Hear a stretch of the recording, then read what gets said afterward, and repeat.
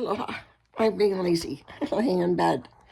So I want to continue a little bit more of my story, my memoirs, for my second book of Island and Ancestors. I wanted to share about my training with Papa.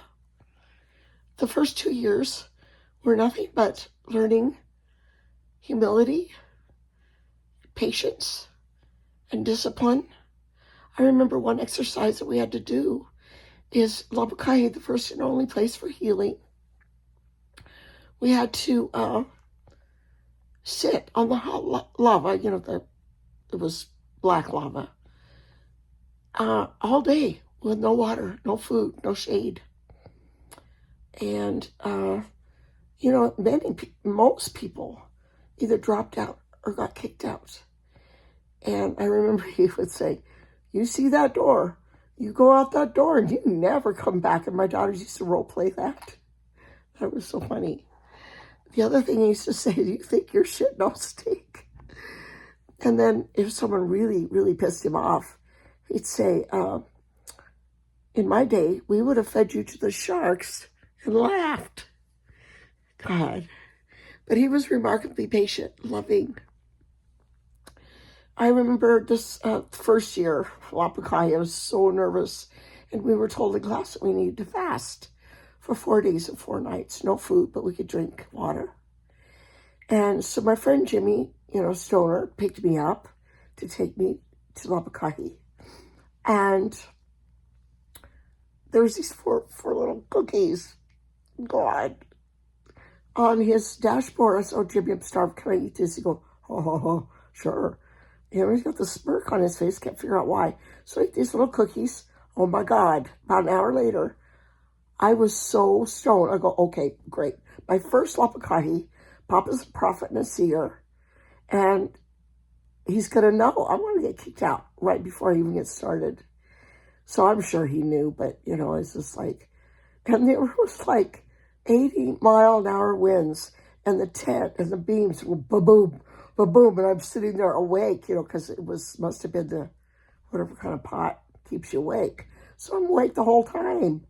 And the noise, and then this other time, thank God I never did that again, but my daughters were with me at Lapukahi, and they were the only children allowed to be there because they were homeschooled and very, they were just really good girls. So we were sleeping, and I had my little cot, and the girls were on either side of me, and we had our cots next to where Papa had sequestered off this little area in the tent, and I heard him groaning, so I just sat up, and all of a sudden I heard footsteps, and I looked, I saw this huge shadow run right past me, and I'm like, whoa. And then immediately my daughter Morgan got bit by a centipede, and she's always forgetful, She forgot her sacred bamboo, and, Papa said never go anywhere without your sacred bamboo. She learned her lesson. So the next morning, Papa said that if you're not pono or righteous, that you will be, spirits will kick you out of Lapukahi. There's people who used to hear drumming, and Papa would regularly meet with his ancestors. Such an incredibly spiritual place, just, God. I remember this one, it was a banishing stone, and if you stood next to it, you could talk normally, but you could hear for, I don't know how long, like a half mile.